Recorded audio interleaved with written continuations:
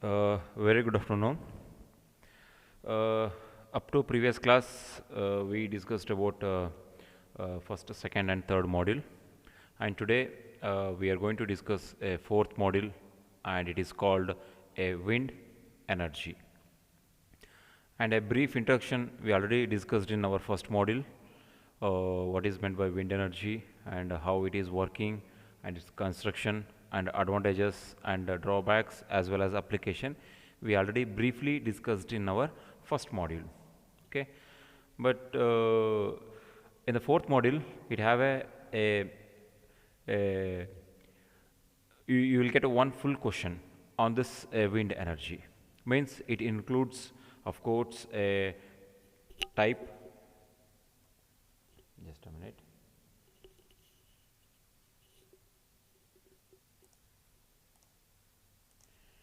Yes, this is the fourth module. In this, we are going to discuss about wind energy, the properties of a wind, and availability of the wind energy in India particularly, and wind velocity and wind power from the wind, and major problems associated with the wind power and wind machine. That is what major problem is, the drawback of the wind power and the wind machines. There are different types of wind machines. That is what majorly the wind turbine, we can call it as a wind turbine, and types of the wind machines and their characteristics, and horizontal and vertical axis windmills, and elementary design, a principle and coefficient of performance of the windmill. So here we have some numericals as well as equations, a coefficient of performance of a windmill and rotor, aerodynamic consideration of windmill design, and based on that we are going to solve some problems. So this is what a complete windmill. So from this you are going to get one complete question, and the second bit of this module is a tidal power. So tidal power as well as ocean thermal energy conversion. Okay, so this we will discuss after this wind energy.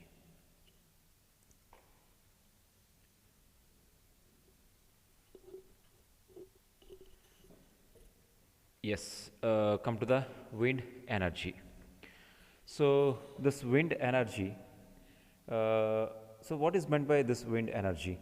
So wind energy is a result of air in a motion. A wind means it is a air in a motion. That is what we can call it as a wind. So wind means it is a air, atmospheric air is in motion, is called a wind. Okay, and air in motion arises from because of the pressure gradient. The motion of air arises because of pressure gradient, means because of the pressure changes, because of the pressure differences, then only it will cause the air motion. That is what it will blow the wind. So we already know that this wind energy is an indirect form of a solar energy. So you just see the slide. Okay, so in that it's a brief classification of a solar energy, and here the solar energy, first three modules are related to the solar energy, and we discussed direct methods. That is what the direct method of solar energy conversion from thermal, first thermal, that is what heat energy, then photovoltaic energy. So these things we already discussed, and come to the indirect form of solar energy. Now we are going to discuss the indirect form of solar energy. In that, the first one is wind. Okay, next we are going to discuss the tidal and ocean energy. Then we discussed biomass energy. Like this we are going to discuss. Okay, so this wind energy is an indirect a form of solar energy. Not directly we are getting the solar energy, but indirectly. First, the solar energy is absorbed by the atmosphere, then that transfer to the air, then that air causes the wind to blow, then that wind energy is in the form of kinetic energy, and that kinetic energy converted into mechanical energy with the help of devices called windmill. Then finally that mechanical energy is converted into electrical energy with the help of generators. That is what the flow chart of this windmill. So it's an indirect form. Okay, and the main we already know that what are the main causes of this wind to flow.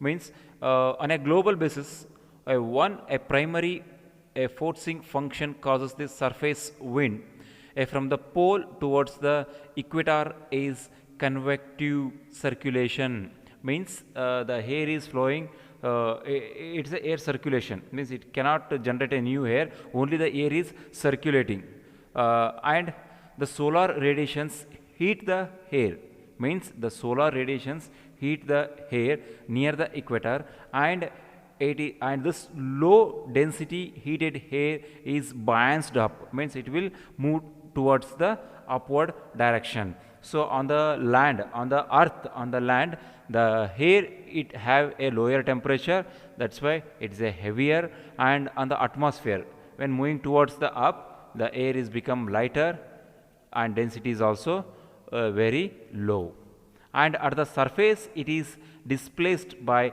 a cooler, a more than a dense higher pressure, it is a more dense as well as higher pressure, and air flowing from this pole, means the in the earth surface it is a denser, so that always air is flowing from higher density to lower density, not only air, you can take any substance or any fluid, it is always moving from higher to lower end. So here also same thing, on the surface or on the earth there is an higher pressure, so that it is always moving towards up in the lower pressure. Okay, so in the upper atmosphere near the equators, okay, the air thus tends to flow back towards the pole and away from the equator, and this will causes the air to circulate. Okay, and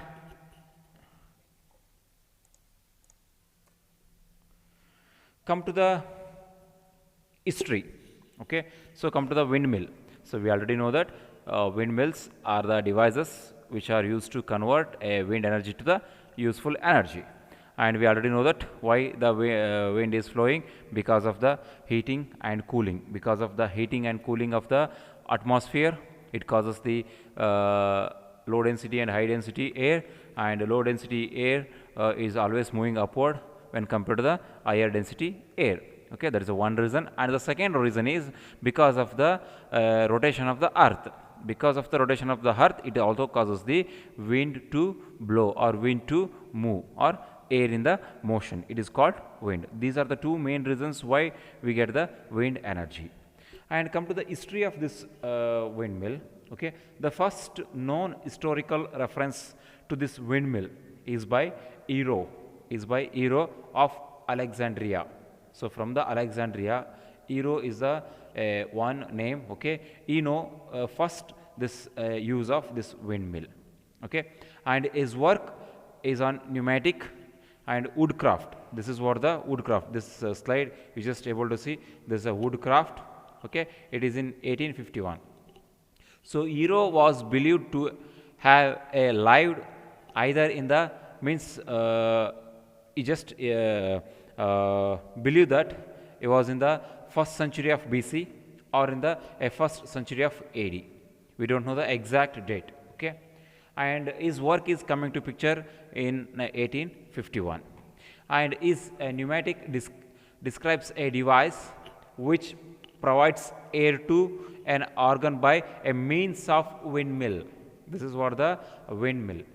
Okay, and later, and his work is documented. Earlier it was not documented, and later Mr. Shepherd in 1990 and Drachman 1961, and some of the scholars, okay, like Wovels in 1932, and these are all researchers who taken this Ero's work as a reference. Okay, is windmill as a reference for further development of windmills, and these are the very old windmills. Okay, in the 1990s you can able to see. Nowadays, of course, you can able to see very highly designed windmills are available. Okay, with high efficiency, and these are the very first windmill. Okay, and these are the very old windmills you can able to see, and these based on these concept only nowadays very high efficient windmills are designed. So wind energy. So wind energy can be produced by harnessing the wind power, means it will power that energy is generated by a wind power. And wind is caused, I told, because of the two reasons. One is the heating and cooling of the atmosphere with the help of solar. That's why it is an indirect form of solar energy. And the second reason is the rotation of the earth that causes the wind to flow. These are the first and second reasons. And the potential of wind energy is very large, which is estimated to about 1.6 into 10 raised to 7 megawatt. So this much of energy we can generate, and this is more when compared to a daily needs of our entire world energy. And the wind energy is an indirect source of solar energy. And why? We already know that. That is what, in generally the wind speed is very low. Therefore, attempts are beginning to make development of low speeds and low cost windmills, and special focus on development of windmills for a water pumping. So in earlier days, the main application of this windmill is as a water pumping purpose, which can be operated at a low wind speed, means a minimum wind speed from 8 to 36 kilometer per hour. That is what the speed of wind. So 8 to 36 kilometer per hour. So that much of speed is enough to operate the water pumping. When compared to the electricity, we need a more wind flow. But for the water pumping, this much of slow wind energy is enough to operate this water pumping, which can be utilized for providing a drinking water in a small rural areas, and irrigation purpose also they are using this type of windmills. And in India, high speed windmills are available in a coastal areas. You just see in the coastal areas or in the hilly regions, there are high speed windmills are available. Okay, and in Karnataka also you can able to see, in the Rajasthan and in the Surat, okay, in the Tamil Nadu, okay, in the Hyderabad also you can see. So there are in most of the states in the states in the India, you can able to see this type of windmills, where they are very high speed of windmills.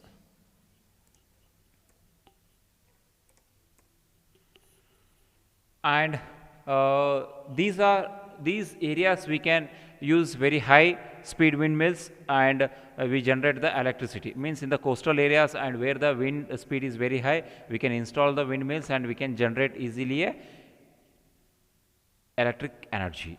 But where the wind energy is very low, we can able to use these windmills as a pumping for water purpose. Okay. And of course, windmill types that we will discuss briefly in the coming chapter. Okay. And briefly, if I say, the windmills are broadly classified into horizontal and vertical axis windmill. If the windmills, okay, they are in the horizontal as well as vertical axis. So some of the important characteristics of wind energy. Some of the important characteristics of wind energy, if you discuss, the first thing is, this wind energy is an indirect form of solar energy. It's the first characteristics. Second, it is a renewable source of energy. Means we can regenerate. If you use continuously also, it won't exhaust. It's a renewable source of energy. Next thing is, the wind power the system are a non-polluting. Means it won't causes any pollution, because there is no combustion, there is no byproducts, there is no pollution. Here it is purely a non-polluting. It won't contribute anything for the global pollution or global warming.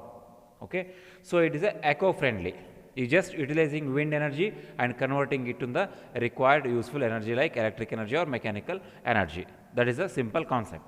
Wind energy or wind energy systems avoids a fuel provision and transportation. Means here there is no use of fuels, so that it completely avoids the usage of fuels and transportation of fuels. The transportation and the usage of fuels is very headache one, it is very complicated one, and these will avoided by this wind energy. On small scale of up to few kilowatts, from the small scale by pumping to a few kilowatts, and it is a less cost. On the larger scale, the cost is compared with a cost of conventional energy sources, but the cost can be achieved by a mass production. Means for a small applications, we can use a less cost windmills. for the electric energy generation, the windmill, okay, we are going to install is having an initial cost is very high, and also maintenance cost is also very high, and this can be lowered by, okay, by mass production. And also we got very good efficient devices, so that they will convert maximum wind energy into an electric energy, so that the ultimate cost will also reduces. So these are some few characteristics of this wind energy. Yes, this is the most important thing. It is called Coriolis effect. Okay. So what is this? What is meant by a Coriolis effect? Okay. So we already know that the air is having a motion with respect to a pressure gradient. If there is a pressure gradient, then only air will move. Okay. So this Coriolis effect, this effect will causes the wind. Okay. So means wind is not exactly in the straight manner, it won't move. So it is moving in the, maybe in the curve or maybe in the zigzag. Okay. So that is the movement of air is different, and that can be described by this Coriolis effect. And so it clearly know that because of the pressure differences, it causes the air. And for actually the wind is much complicated. The wind is a much more complicated, and the above model for ignores this. Okay, the earth rotation which causes the Coriolis effect. The earth movement, the rotation of the earth actually causes the Coriolis effect, and it is called as Coriolis force, resulting in an, okay, easterly wind velocity component in the northern hemisphere. Means there is a further complications of boundaries layer and functional effects between the moving air and the earth rough surfaces, moving on the earth rough surface and the air movement, like in the mountains, like in the trees, buildings, and similar obstructions. You can able to see the more obstructions on the land. Okay. And impair streamlines airflow, and turbulence results, and this will causes the turbulence, and this results the wind velocity in an horizontal direction markedly increased with the altitude near to the surfaces. Means there is an obvious fact of land and water with their unequal solar absorptivity and thermal time constants. During the daytime, the land heat up rapidly, we already know that, and compared to the sea or water bodies, and there is a tends to the surface of wind flow from water to the land, and the night it is a reverse, because of it's a cooler in the land and more heat in the water, so that it moves from water to land. So this is what the a movement of air. Okay. And the air is moving parallel to the ground, it is called wind, but it is not exactly moving parallel, and it is not moving in a not only one direction, it will change the direction, and it is moving in a non-parallel direction or in the curved directions, whatever it may be. That is because of the obstructions which are present on the earth surface. Okay.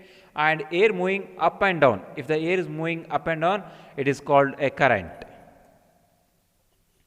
Generally air moves from a poles to the equator, that is what I just explained. It is air moving from a poles to the equator, and this flow from high pressure to the lower pressure.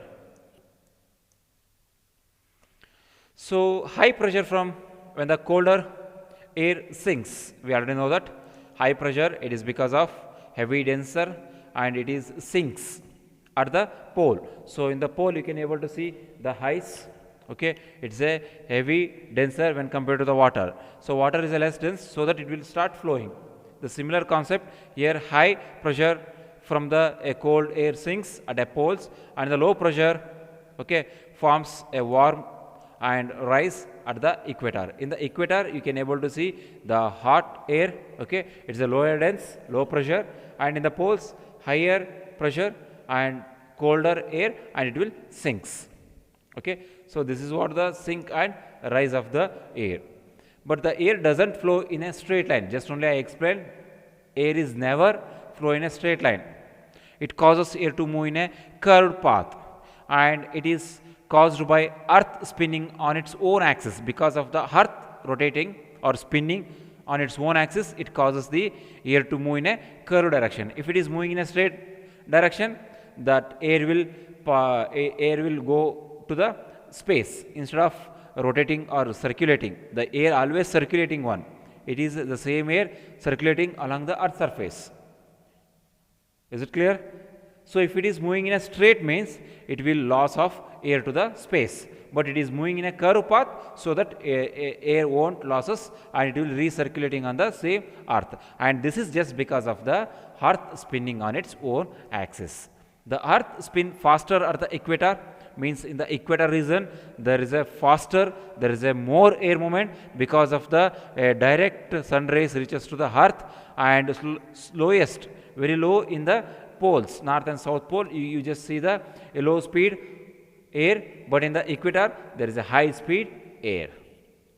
As the air moves from equator to pole, always air is moving from equator to pole. So means equator, it is having an higher speed, so that it is moving from equator to the pole. It will travel faster from east, faster than the land beneath. It causes the air to flow in a curved path.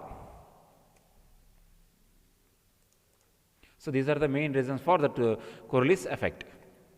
And so that the Coriolis effect causes the wind flowing from higher pressure to the lower pressure. So always we know that air is flowing from higher to the lower pressure, and that too in the curve as the wind moves. In the northern hemisphere, the Coriolis effect causes things to curve, so that right of the observer, always it is right of the observer. It is the northeast hemisphere. So this one is the northeast hemisphere, okay. And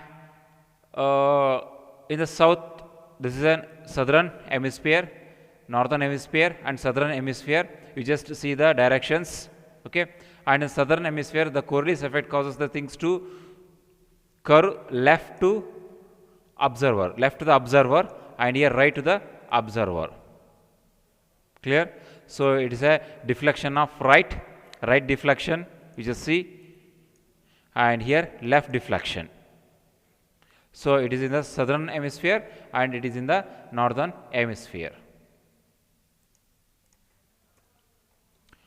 So now come to the what is meant by wind. Wind are created because of the uneven heating of the earth. That is what just discussed, uneven heating of the earth, and discussed before, the air moves from higher pressure to the lower pressure, and the area that we warm are a low pressure area, and so wind blow towards the high pressure, means in a lower area it will heat it more, and because of that it will gain the heat and it will start become a lower denser, and it is moving upward direction. The area that are colder are high pressure, means the area which are colder are high pressure, so that wind blow away from the higher pressure. So there are two types of wind. One is a planetary wind, or it is also called as global wind, and it is always more higher than the earth atmosphere. And the local wind, that is what the wind we are experiencing on the land, that is called a local wind. There are two types of winds. So first come to the planetary wind. So planetary wind, okay, this is a planetary wind. These winds are blow across the entire planet, means entire planet at an higher height they are blowing, and are generally blow at an same speed, means it have a same speed, means almost the same speed it will move, means on the clouds you can able to see the planetary wind. And some are high in the atmosphere and cannot feel them on the ground, means we cannot feel this planetary wind on the ground. On the ground we cannot able to feel the planetary wind. They are blowing or they are flowing in the higher height. and each hemisphere contains a three that wind belts. This hemisphere, okay, contain three belts that are divided up a trade winds, westerlies wind, easterlies winds. There are three types of winds on the planetary winds on the hemisphere. Okay, so planetary wind means the winds are blowing at a higher level. They are with a very constant speed, and we cannot feel that winds. And it is also called as a global wind. Okay, so these are the patterns, and these winds are actually causes the climatic variations. Okay, and they will cause us the rain. You just see the pattern of that wind. These are the equators, okay, and these are the poles, and this entire thing we divided into easterlies. Easterline, this is a poles near the pole, and near the equators there is a trade winds, and apart from this trade wind and between the easterline there is a westerlies wind. Okay, so this is what the direction of the wind. Okay, here also you can just able to see this is a wind sinking, wind rising. Okay, and polar, easterline, westerline, okay, northern trade wind.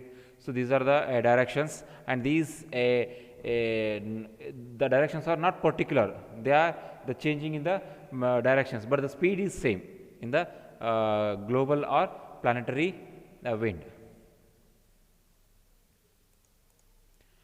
So now come to the local wind. So local wind, we can able to feel that these winds blows over the small areas. Means these local winds, the wind in Davangere is different from wind in the Haryana. Wind in the Chitradurga is different from wind in the Davangere. So means they are blowing across a small area. Means the wind, high wind flowing in the our college, nearby our college, is different from nearby SS layout.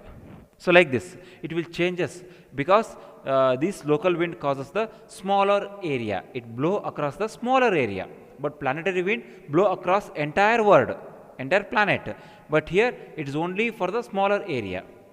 So unlike planetary wind, the local wind can change speed and direction. So it can change the speed, change the direction. You just able to feel that, okay, near the ground. So once the wind is moving from left to right, and within a short span of period, it will change from left to right and right to left. Like this, it will change the direction and also speed. Sometimes it is a high speed, sometimes it is a low speed. So these local winds are changing speed, changing the directions, and they are the wind are feel on the ground. We can able to feel it. Okay, that wind we can call it as a local wind. They are influenced by a local conditions and local variation, temperature variations. Means the temperature variations and the local conditions. The local condition as well as temperature causes a local wind.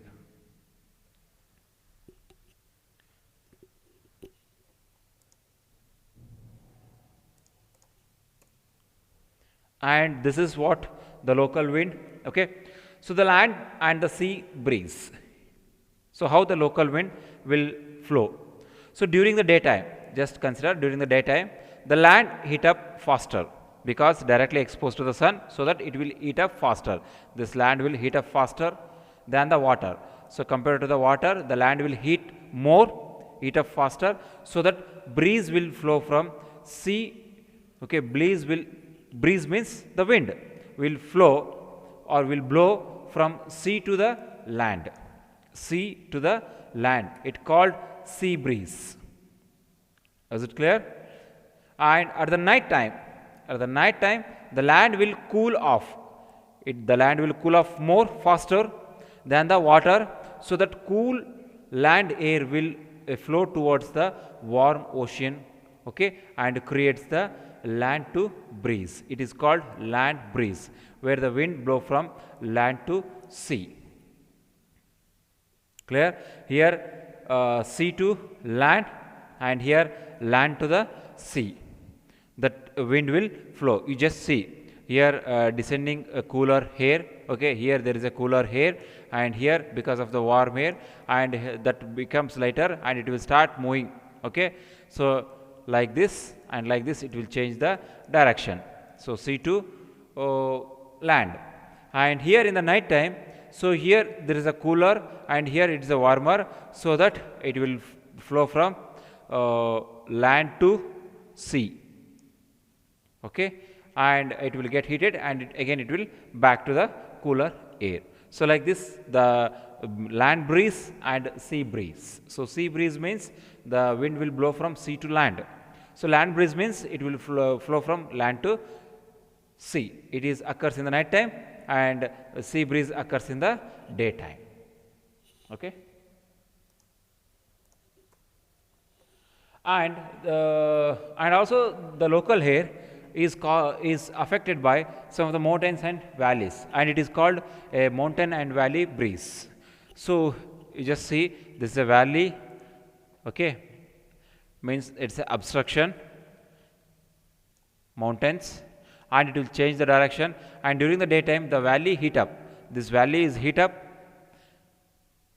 okay, and warms less denser air and flow from mountain and creates the valley breeze. Though always in the daytime, what happens, this valley is heated because of the sun rays, it will get heated, so that the warm less denser air, the warm and less denser air start flowing from this mountain to this direction. Okay, it creates the valley breeze.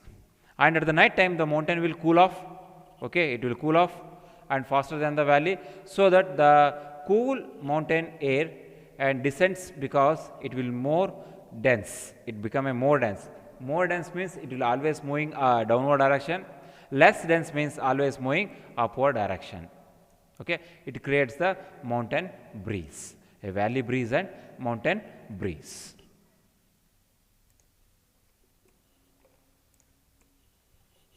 And this is what a picture from the Google.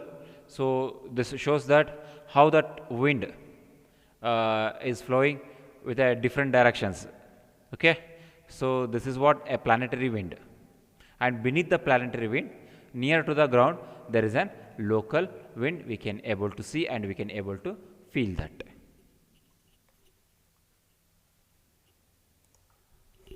Yes, this conversion of this wind, the conversion of this wind energy into a kinetic energy with the help of some devices that is called a turbines or wind turbines, and here that wind into a mechanical energy, and it is utilized to perform a useful work to generate the electric energy. And most of the machines are converting this wind energy into a mechanical energy, and it consists of number of vanes, blades. Okay, we need a blades, vanes, that we will discuss in the construction of windmills. Okay, and we can call it as a wind turbines. And here we use that effect, we can call it as a aero generator or aerodynamic effect, that will cause the blade to rotate. That is also we discussed in the later classes. And although the windmills have been used for more than a dozen of centuries for grinding grains, in earlier these windmills are used for grinding grains, pumping water, okay, and the interest in the large scale of electric power generations has been developed over a past 50 years. It's a recent development. A large wind generators are built in a recent time with a 800 kilowatt unit operated in France in 1958 to 1960, and that between year it is installed with a capacity of 800 kilowatt. The flexible 3-blade propeller was about 35 meters in the diameter and produced a rate of 60 kilometers per hour wind with a rotation speed of 47 rpm, and the maximum power is 12 megawatt can generate it. And the wind energy is the one of the American greatest natural source. In the America, this wind energy is a greatest source for their electric generations. The US government could plan for utilization of these wind turbine generators with a total capacity of 1 gigawatt. It is a capacity of 1 gigawatt in the year 1985. In the 1985 only, they generated 1 gigawatt. The windmill have been used for several centuries, okay, like in the Netherlands and Denmark, where a high velocity wind is available abundant quantity. nearly 30,000 houses. Okay, house mill capacity produced by 100 megawatt, and 3,000 industrial windmills generating a 100 megawatt or operating in an Germany, okay, or in the Denmark. So these are the some examples where the windmill have a most effective or most a renewable source of energy can use for our electric generation or electric need.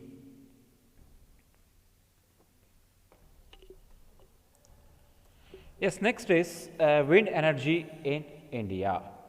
So India is the presently the India is the world fourth country. It's the world fourth country by cumulative wind energy capacity. By the cumulative wind energy capacity over an 38 gigawatt.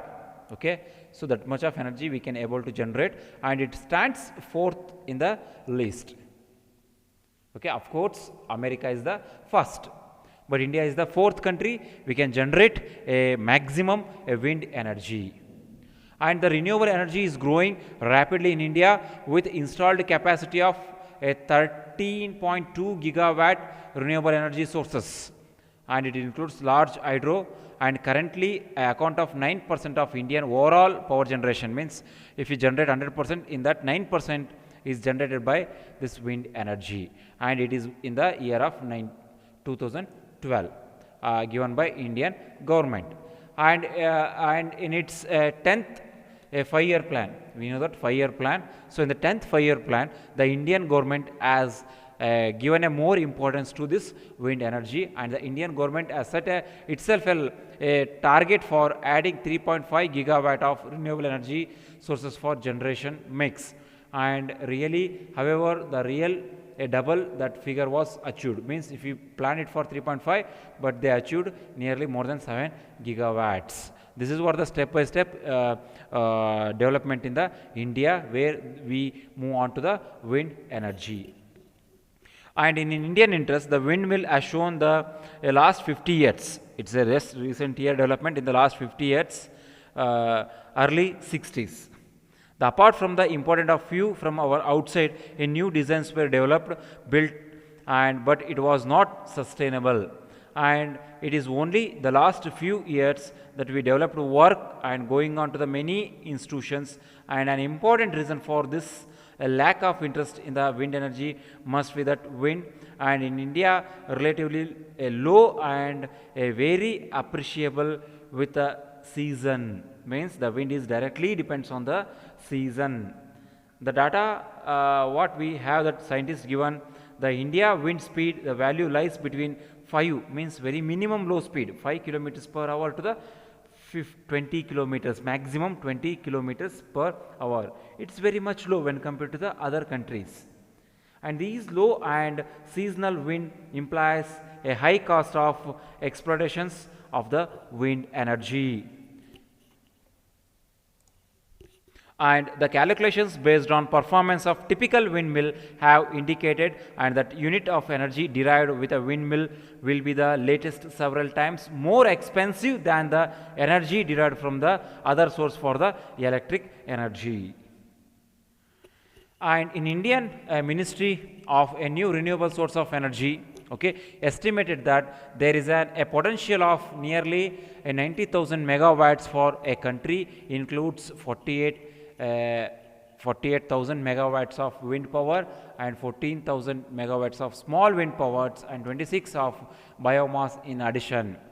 Okay, and by this nearly 20 megawatt per square kilometers of open, and it should be a shadow free area covered with an 657 gigawatt of installed capacity. And so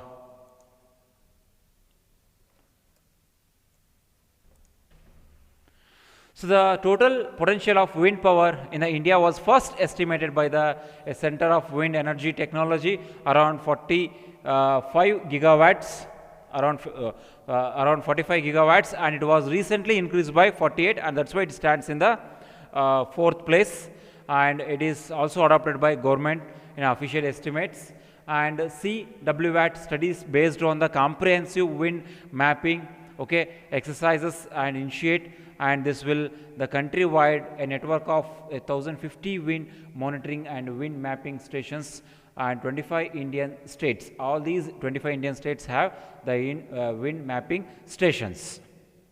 However, the wind measurements were carried out with a lower hub heights and did not taken into account for technological innovations and improvements, and re-empowering the coal old turbines to replace the turn with a bigger one at a height, means always the wind is available at a height of more than 50 meters. Okay, if you go with the higher heights, you will get the higher wind velocity.